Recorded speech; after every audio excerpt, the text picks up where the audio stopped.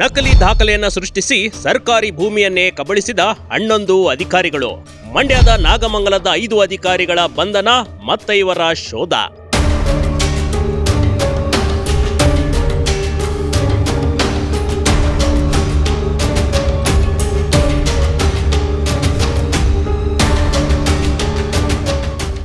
ಕಂದಾಯ ಇಲಾಖೆಯಲ್ಲಿರುವ ಅಧಿಕಾರಿಗಳು ನಕಲಿ ದಾಖಲೆ ಸೃಷ್ಟಿಸಿ ಜಮೀನನ್ನ ಮಾರಿರುವ ಘಟನೆ ನಡೆದಿದೆ ಕಣ್ರಿ. 11 ಅಧಿಕಾರಿಗಳು ಇದರಲ್ಲಿ ಶಾಮೀಲಾಗಿದ್ದಾರೆಂದು ಲೋಕಾಯುಕ್ತ ಇನ್ಸ್ಪೆಕ್ಟರ್ ಲೇಪಾಕ್ಷ ಮೂರ್ತಿಯವರು ನಾಗಮಂಗಲ ಟೌನ್ ಠಾಣೆಗೆ ದೂರನ್ನ ನೀಡಿದ್ರು. ಈ ದೂರಿನ ಮೇರೆಗೆ ಪೊಲೀಸರು ಭ್ರಷ್ಟ ಅಧಿಕಾರಿಗಳ ಬೇಟೆಯನ್ನ ಶುರುವಿಟ್ಟುಕೊಂಡಿದ್ದು ಹೀಗೆ.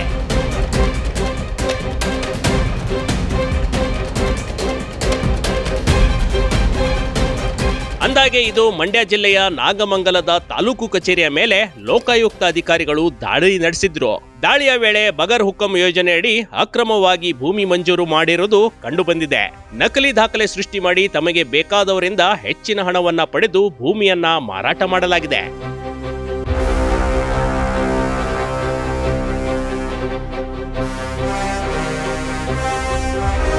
ಕಂದಾಯ ಇಲಾಖೆಯಲ್ಲಿ ಕೆಲಸ ಮಾಡುವ 11 ಅಧಿಕಾರಿಗಳು ಈ ಕೃತ್ಯದಲ್ಲಿ ಭಾಗಿಯಾಗಿರೋದು ಲೋಕಾಯುಕ್ತ ಅಧಿಕಾರಿಗಳಿಗೆ ಖಚಿತವಾಗಿದೆ. ಒಟ್ಟು ಸರ್ಕಾರದ 320 ಎಕರೆ ಭೂಮಿಯನ್ನ ಬಗರ್ ಹುಕಂ ಯೋಜನೆಯಲ್ಲಿ ಅಕ್ರಮ ಎಸೆದಿದ್ದು ಕಂಡುಬಂದಿದೆ.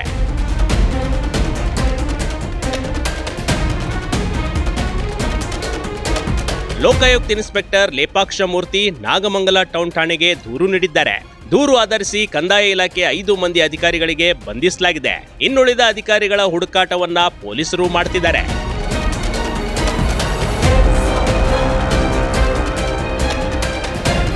ಸರ್ಕಾರಿ ಕೆಲಸ ದೇವರ ಕೆಲಸ ಅನ್ನೋರ ಮಧ್ಯೆ ಇಂಥ ಭ್ರಷ್ಟ ಅಧಿಕಾರಿಗಳಿಗೆ ಸರಿಯಾದ ಶಿಕ್ಷೆ ಆಗ್ಬೇಕು. ಇಂಥವರನ್ನ ಕರ್ತವ್ಯದಿಂದ ವಜಾಗೊಳಿಸಿ ಇವರ ಪೂರ್ತಿ ಆಸ್ತಿಯನ್ನ ಸರ್ಕಾರ ಮುಟ್ಟುಗೋಲು ಹಾಕಿಕೊಳ್ಳಬೇಕು. ಯಾರ್ದೋ ದುಡ್ಡು ಎಲ್ಲಮ್ಮನ ಜಾತ್ರೆ ಮಾಡುವ ಅಧಿಕಾರಿಗಳಿಗೆ ಕಠಿಣಾತಿ ಕಠಿಣ ಶಿಕ್ಷೆಯಾಗಲಿ ಅನ್ನೋದು ಬಿಗ್ ಟಿವಿ ಕರ್ನಾಟಕದ ಒತ್ತಾಯ ಕೂಡ. Big TV Karnataka, Mandya.